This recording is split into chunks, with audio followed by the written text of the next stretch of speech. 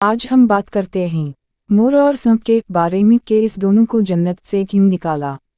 चलो वीडियो शुरू करते हैं। इससे पहले अगर आप हमारे चैनल पर नया है तो चैनल को सब्सक्राइब करें। मोर को जन्नत से क्यों निकाला गया?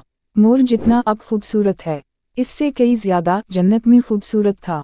मोर की खूबसूरती पे सभी परिंदे फिदा थे, लेकिन उन सब खूबियों के बावजूद मोर से ऐसी कौन सी खता हो गई थी जिससे अल्लाह तबारक व तआला ने मोर को जन्नत से निकाल दिया।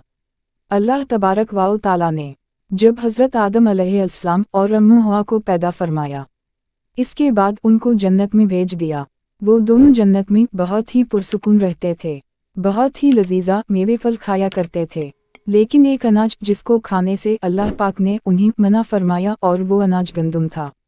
चूँकि शैतान हज़रत आदम अलैहिस्सलाम की वजह से ही जन्नत से निकाला जा चुका था, उसी वजह से शैतान की हज़रत आदम अलैहिस्सलाम से दुश्मनी हो गई थी।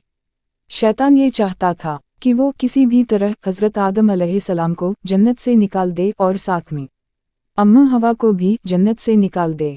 जब शैतान को ये खबर हुई कि हज़रत आदम अलैहि को तमाम मेवे खाने की इजाज़त है, लेकिन गंदुम खाने की इजाज़त नहीं है, तो शैतान इंतकाम की आग दिल में लिए जन्नत के दरवाजे के पास बैठ गया और 300 साल तक वहाँ पर बैठा रहा कि कोई जन्नत के दरवाजे से बाहर आए और शैतान इससे बात कर सके।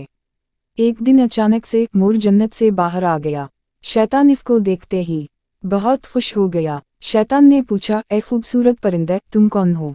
मोर बोला, मैं मोर हूँ, अब तुम अपना तारुफ करवाओ। शैतान ने जवाब दिया कि मैं आलम ग़ुरूबी का एक फरिश्ता हूँ, मैं अल्लाह पाक की इबादत से एक पल भी गाफिल नहीं हूँ। मैं चाहता हूँ कि मैं जन्नत में जाऊँ, वहाँ की निमतों का अपनी आँखों से मुशाहिदा करूँ।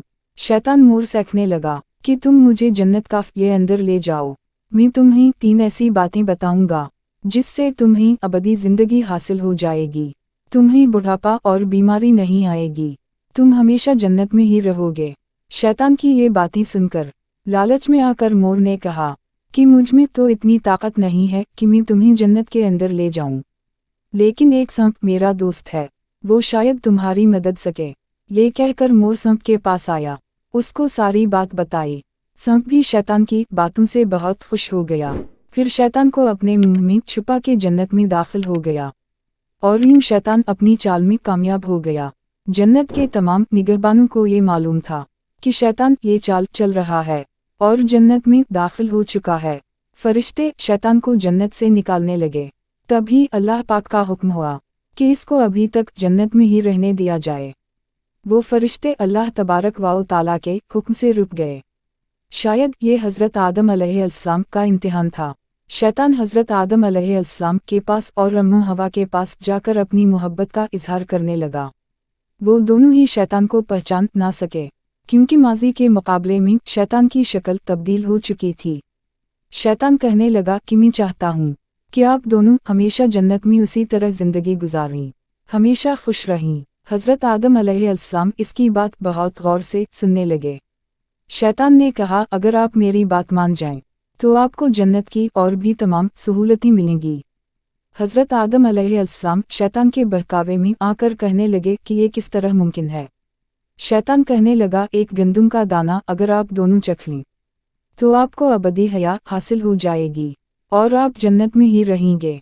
ये बात सुनकर हज़रत आदम अलैहिस्सलाम के दिल में रुझान पैदा हुआ, लेकिन उनके दिल में अल्लाह की नाफरमानी का खौफ गालिब आ गया।